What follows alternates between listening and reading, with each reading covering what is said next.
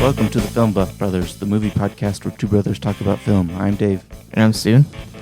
You can check out our website at filmbuffbrothers.com. We are on Twitter at FBB Podcast. We're also on Facebook and Google+. You can subscribe to us on iTunes, and you can also subscribe to us on YouTube. And I guess for YouTube and iTunes, you just search for Film Buff Brothers, and you should find it. Today we are reviewing 2010's Kick-Ass, directed by Matthew Vaughn, starring Aaron Taylor Johnson, Christopher Mintz-Plasse, Chloe Grace Moretz, Nicolas Cage, and Mark Strong. Dave Luesky is an unnoticed high school student and comic book fan who one day decides to become a superhero even though he has no powers, training, or meaningful reason to do so. What did you think of Kick-Ass? When this came out, this was a great movie. Uh-huh.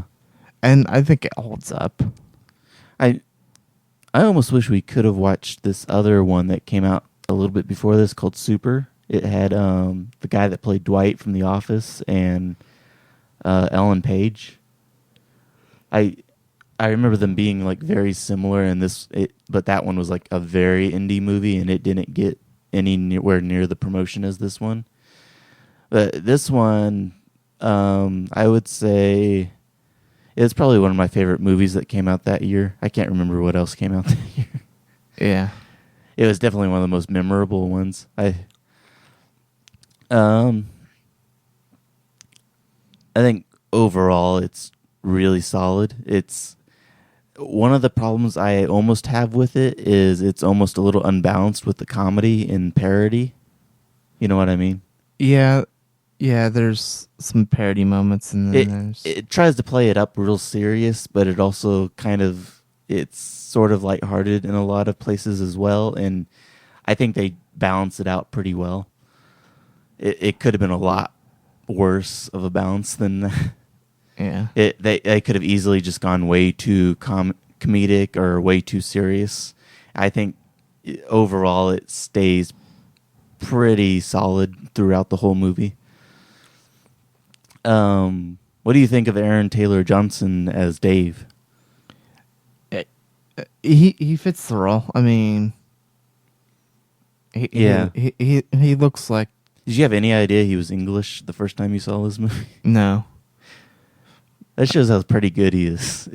When someone can do a solid accent, although I would say the American accent might be easier to do than an American doing an English accent. Yeah, well, at least maybe that's what we think, just because we know because we have American accents. I don't know. Well, it might have something to do with exposure to more. I know. Whenever Hugh Jackman does an American accent as Wolverine, I can almost always tell that I thought in the new Wolverine movie he did it really, really well, even better than he had before. And I didn't notice his Australianness accent leaking out as much. Yeah, well, and people worldwide are kind of exposed a little bit more to American accents. American accents too, so. And of course, Christopher Mintz-Plasse plays Chris, aka the Red Mist, and he first got famous on the movie Superbad as McLovin, and he's really good in this. He's kind of used more for comedy than anything.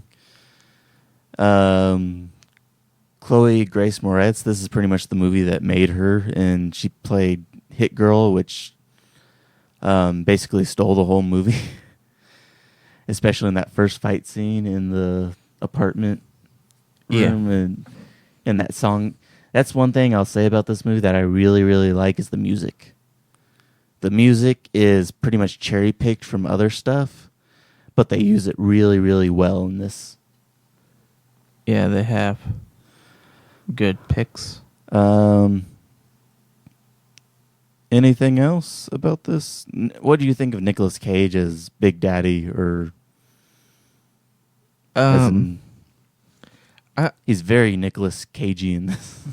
Yeah, but it works. It works. I mean, Uh-huh.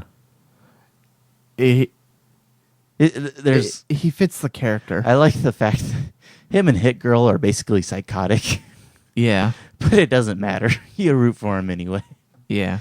I don't know if that's because this is actually based off a comic book and it just kind of comes off weird in the movie, or if that's done for a comedic effect. I'm not really sure. I think it's kind of both. Yeah. Anything else about? Of course, Mark Strong played Christopher Mintz-Plassey's dad. He's basically the main bad guy and the crime boss, and I thought he did pretty well in this too. Anything else? It's definitely a fun movie to watch. I mean, It's a good idea for a movie. It makes sense that this movie came out around when it did, because superhero movies have been getting real popular for the last 10 years. And it was bound to happen that a movie like this would actually happen. I think it's somewhat based off true events, although it's very loosely. well, occasionally you hear some crazy guy dressing up in a costume trying to be a superhero. I mean, hell, I think that was the opening scene.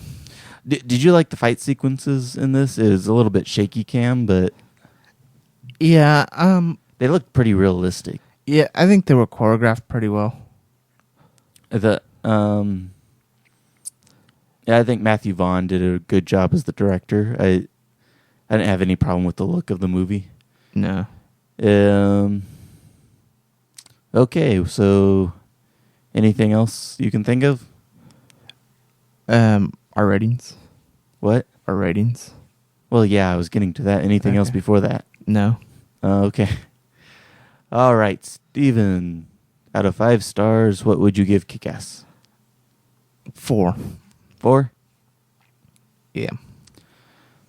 I am going to give it 4.5.